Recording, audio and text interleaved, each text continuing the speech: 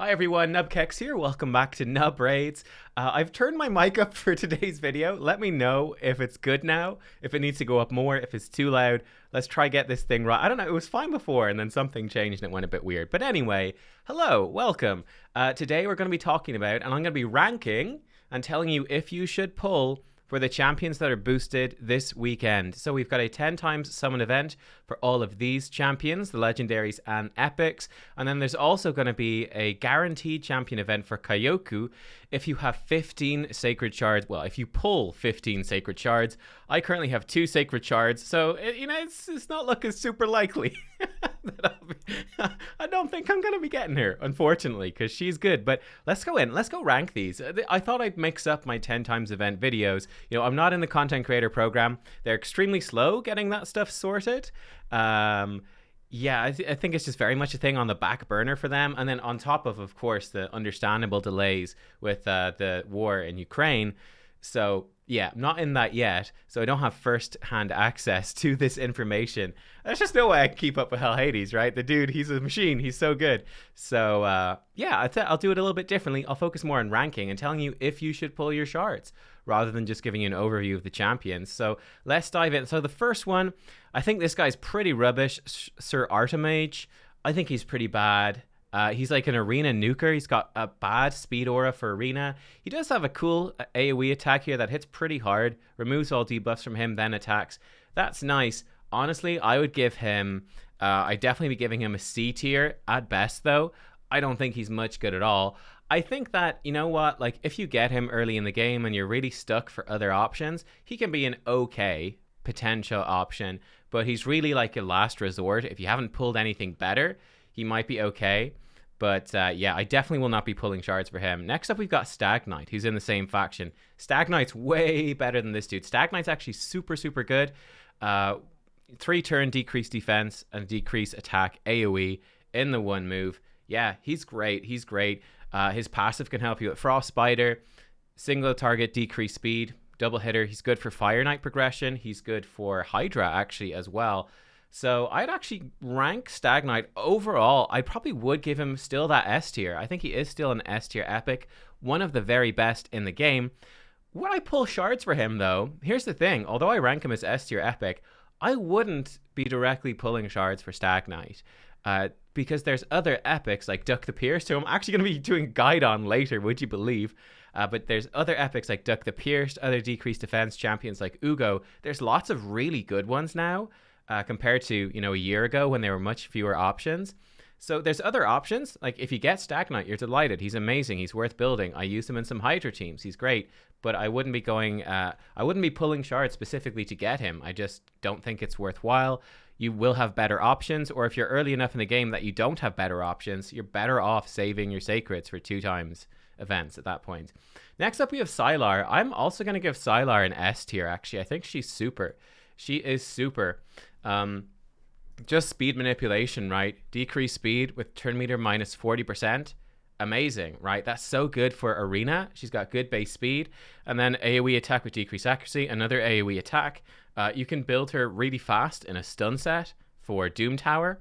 A really fast Sylar will double up speed tuned with your Arbiter. Very good for speed teams. Really, really good. It's the same as like, very much like a Lysandra, but boosting your speed. I think Lysandra also pushes turn meter back. But yeah, Sylar, she's excellent. Amazing for Faction Wars 2, speed for Faction Wars Aura. I definitely give her an S. Yeah, Doom Tower hard progression. She is fantastic for it and doubles up as being amazing for Arena. I've tried her a bit in Hydra with the decreased speed and then some AoEs with decreased accuracy. So I think she's also maybe okay there. I haven't really been blown away by her, to be honest, but she seems okay. So she sort of does 3 things for you, right? Doom Tower hard, Arena, and Hydra. It's like the 3 hardest things in the game. So yeah, S tier. She's really good. Who do we have up next? 2-Hack the Wanderer. I think 2-Hack is kind of overlooked. I think he's kind of overlooked. He's a bit, you know, you don't really hear anyone ever talking about him. He's in that weird sort of position of being an epic damage dealer, which is a rare thing to actually need to build up. I would give him a B. I would give him a B. Overall, like I think he's decent. He has this AoE attack, 3-turn cooldown, hits really hard. AoE attack puts decreased speed, increased speed on himself, and heals him if he's low on life. He takes less damage when he's lower on life. Single target hit that can steal turn meter, stun. Yeah, he does quite a lot of stuff. I think, again, he's not bad as an arena nuker. And then I think the main reason that I'd give him a B and not a C and just say don't really bother building him is that AoE decreased speed is actually quite rare. And I think his inherent tankiness that he brings with this, his defense is pretty bad, but his HP is good. I do think that for normal hard Hydra, getting into those lower Hydra difficulties, I think this guy's actually pretty awesome.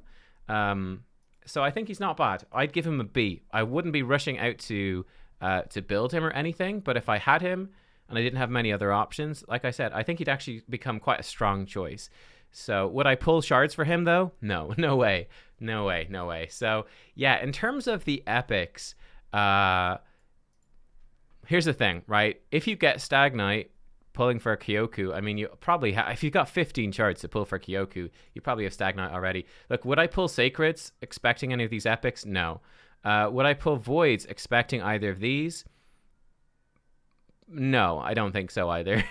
If you've been tracking your Void epic counter, you might go pull for Sylar if you're stuck on Doom Tower hard, but I probably wouldn't pull. I just wait for the 2x Void, which is going to be the next weekend. So I wouldn't pull for any of those. Now let's look at the legendaries.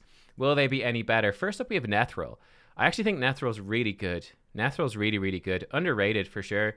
Yeah, AoE. I think he's 2 AoEs on 4-turn cooldowns. Yeah, they both hit pretty hard.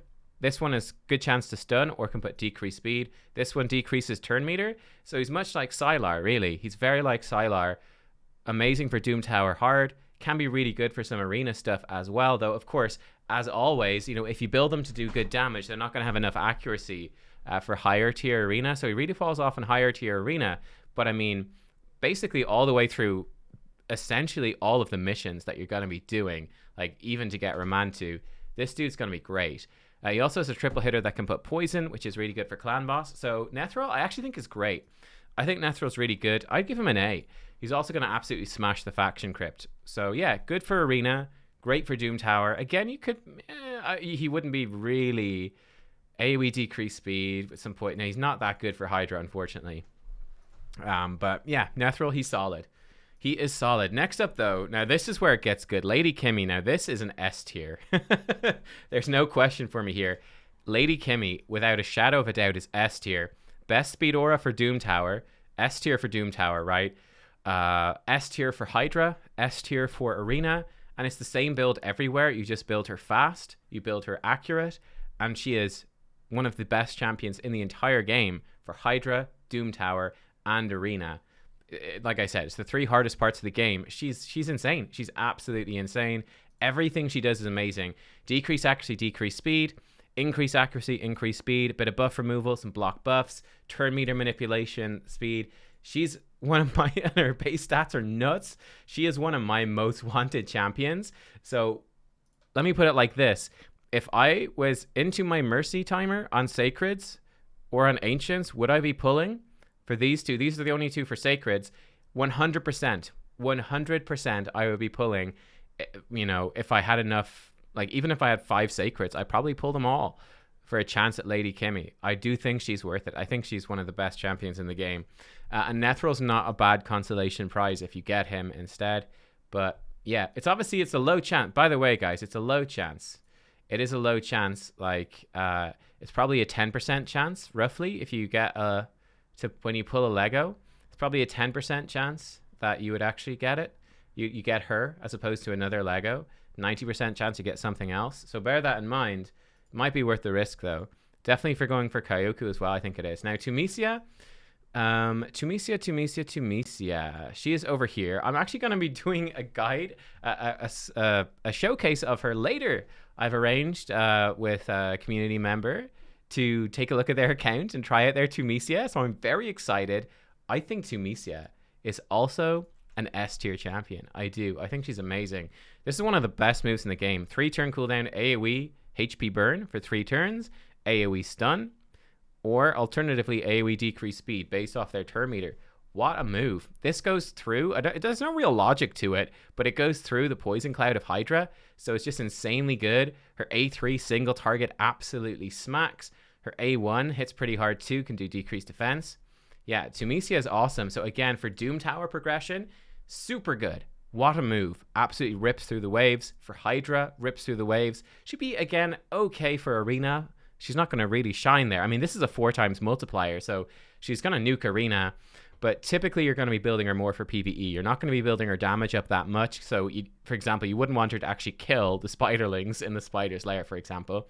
So you're not going to build her damage crazy, crazy high. You're going to be building her focused on Hydra and on Spider Dungeon and Doom Tower. And yeah, she's S tier there. She's so good. So good. Again, one of my most wanted. Then finally, well, not finally, but the final for the 10 times event, we've Ursuga Warcaller. Ursuga, ridiculous base stats, super tanky, reducing your damage. She can ally protect. I'm going to give her an A. She's really an arena specialist champion. You don't see her used very much anywhere else, but of course that's always subject to change in the future. She's certainly a very, very good legendary. She's great. I wouldn't give her S tier though, just because you're typically building her in something like deflection set with no speed and over 100,000 health and stuff like that. And she just tanks everything, and she's reducing the damage, absorbing it. She gets off ally protection, does that. She's just like a big meat shield that's not that useful anywhere else with that build. And certainly with Stone Skin and stuff, she's sort of fallen off a bit in Arena, but I think she's still worth an A. You'd still be really happy if you got her. I think she's great. She also looks awesome. So she is really cool. And then the final champion, actual final this time to talk about, is Kyoku, who is guaranteed from 15 Sacred Shards. Kyoku. So she is like a Seeker, but better for Arena. Amazing ally protection with block damage on herself. Heals you and puts defense out if she's crit.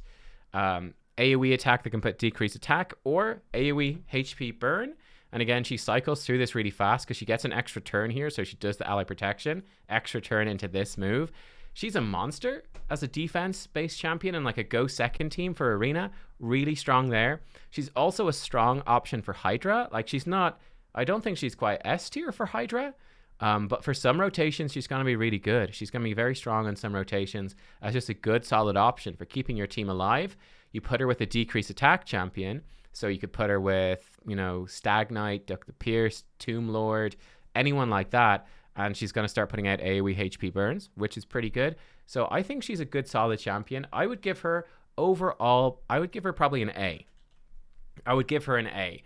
Like I feel like Lady Kimmy, in terms of legendary power levels, Lady Kimmy for me is one of, you know, she's got to be one of everyone's most wanted legendaries in the game. She's next level. Tunisia, I think as well. I think Tunisia's not as good as Lady Kimmy, but I think Tunisia's still really, really good. And then the others. So yeah, pretty straightforward then. You know, would I go for Kyoku with 15 Sacreds? All things considered, I think I probably would. Yeah. I think that 15 Sacreds to get a guaranteed legendary is actually in itself a pretty good deal. She's an A-tier champion, so I think it's worthwhile. If you pick up Stag Knight, if you don't have Stag Knight, then it's kind of a no-brainer, but you almost definitely will if you've got, 15 Sacreds. You're going to be the sort of person that's going to have Stag Knight. This guy is not worth going for.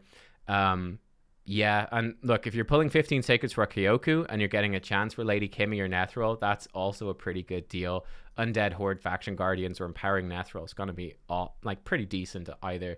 So yeah, would I pull Voids? No, I don't think I'd pull Voids. I'd be saving my Voids, unfortunately, for 2 times Void.